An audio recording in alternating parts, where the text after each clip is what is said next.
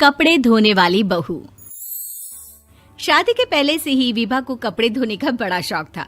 कभी नल के नीचे तो कभी तालाब के पास। अरे मेरी नीली वाली लुंगी नहीं दिख रही है।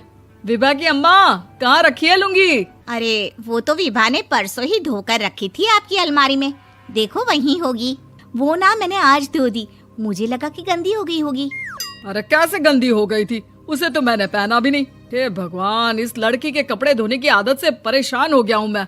जितना तो घर में राशन नहीं आता, उससे कहीं ज्यादा डिटर्जेंट पाउडर का खर्चा है। इसकी शादी करवा दो, शादी जाए अपने घर में ही करे काम, फिर चाहे घर के कपड़े धोने हो या पूरे गांव के। हाँ ठीक बोल रही हूँ, देखता हूँ मैं कोई लड़का। वो दिन भी आ जाता है जब विभा को देखने लड़के वाले आ जाते हैं। लड़की मुझे अच्छी लगी। होने वाली सास कहती है, बेटी अगर कुछ पूछना है तो पूछ लो। वैसे तो हमारी लड़की बहुत ही शर्मीली है, जो बोल दो वो मान लेती है, इसे क्या पूछना होगा।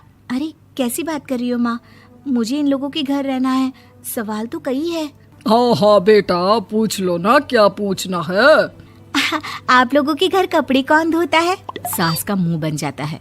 देखो, अगर तुम ये कहना चाहती हो कि तुम्हें कपड़े धोने नहीं आते तो सुन लो, कपड़े मैं ही धोती हूँ, लेकिन तुम्हारे आ जाने के बाद मैं रुमाल तक नहीं धोऊंगी। अरे चुप रहना भाग्यवान, बहू बेचारी घर आई नहीं, उसे डराना शुरू कर दिया। वो क्या है ना बिटिया, अभी तक तो ये कल्लू की माँ ही धोती थी, लेकिन अब तुम्हारे पापा तो दहेज में वॉशिंग मशीन देंगे ही। तभी विभा की माँ बोल पड़ती है, सवाल भी पूछा तो क्या। वैसे भाई साहब, मशीन की तो फिर भी कपड़े धोने की कैपेसिटी होती है। मतलब जो बिटिया दे रहे हैं ना विभा, इसे कपड़े धोने का बहुत शौक है। ये आप लोगों के क्या, आस पड़ोस गांव मोहल्ले सबके कपड़े धो दे और उफ तक ना करे। बाहर देखा नहीं आपने कितने कपड़े सूख रहे हैं?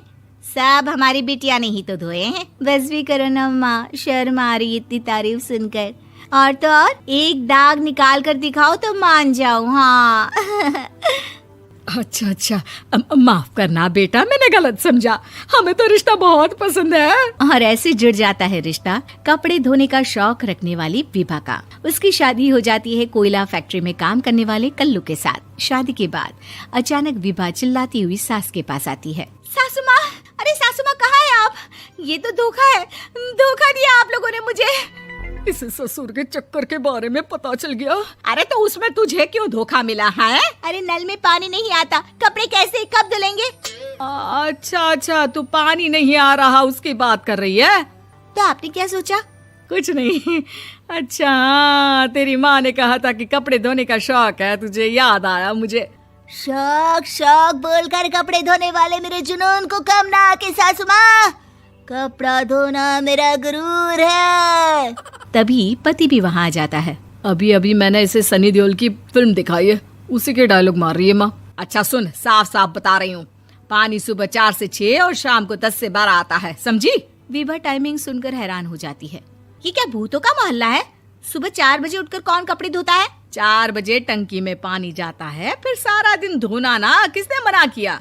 अरे कैसी बात कर रही हैं? 200 लीटर की टंकी में कितने कपड़े धो लूंगी मैं? सुबह ही उठ जाऊंगी मैं। अब क्या था, विभा सुबह 4 से लेकर रात के 12 बजे तक कपड़े ही धोती रहती। एक रोज सास पड़ोस से निकलकर कहीं जा रही होती है कि साथ वाली कहती है, हाँ कल्लू की माँ, जरा ये बताओ कि 2 साड़ी है, 2 ब्लाउज और एक पेटीकोट और एक नाड़े वाला लंबा कच्छा। हाँ तो? अरे तो क्या, कितना लोगी धुलाई ये बताओ। धोबन दिख रहे हैं हम क्या? हमारे पति सरकारी नौकरी से अभी रिटायर हुए हैं और बेटा सुपरवाइजर है कोयला फैक्ट्री में। धोबन समझ रखा है हमें?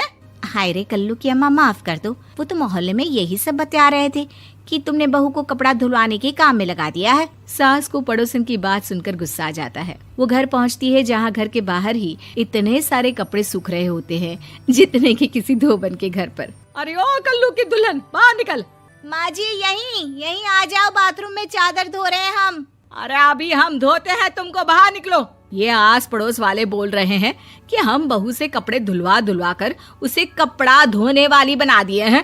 अरे छोड़ो ना माँ जी, किन लोगों की बातों में आती हो? आस पास के लोगों का तो काम ही होता है कि वो किसी तरह सास बहू को लड़ा दे। बहू सारे घर के कपड़े धोती है, ये क्या कम है? बोलिए। सास को भी लग जाता है कि वो बहू का ये सनकीपन नहीं छुड़वा सकती, इससे अच्छा है कि खुद ही चुप हो जाए।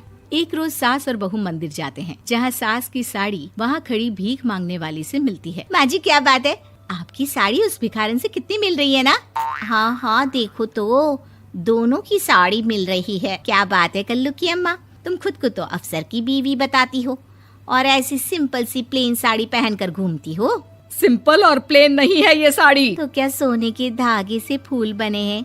कुछ भी सासू माँ, कुछ भी। हाँ बने थे इस साड़ी में सोने के धागे से फूल। मेरे पति लेकर आए थे मद्रास से स्पेशली मेरे लिए 10,000 की। ताहे भाई साहब इस भिखारन के लिए भी सेम टू सेम साड़ी लेकर आए होंगे 10,000 की। सास उस वक्त तो कुछ नहीं कहती, लेकिन बहू के साथ घर आती है और अलमारी से एल्बम निकाल कर लाती है। ये साड़ी देख रही है, ये वही साड़ी है जिसे मैंने अभी पहना था। इस साड़ी में ये जो चमकदार फूल दिख रहे हैं ना, ये सोने के धागों से काढ़े गए हैं। लेकिन तू लोकल वॉशिंग मशीन ब्रश से घिस घिस कर सारे फूलों को निकाल कर साड़ी प्लेन कर दी। मुझे माफ कर दीजिए सासू माँ। और तो और, जब मैंने तुझे तेरी गलती के लिए कुछ नहीं कहा, लेकिन तूने तो सबके सामने मेरा मजाक ही बना दिया। क्यों? बहू को समझ में आ जाता है कि अब से उसका कपड़े धोना बंद।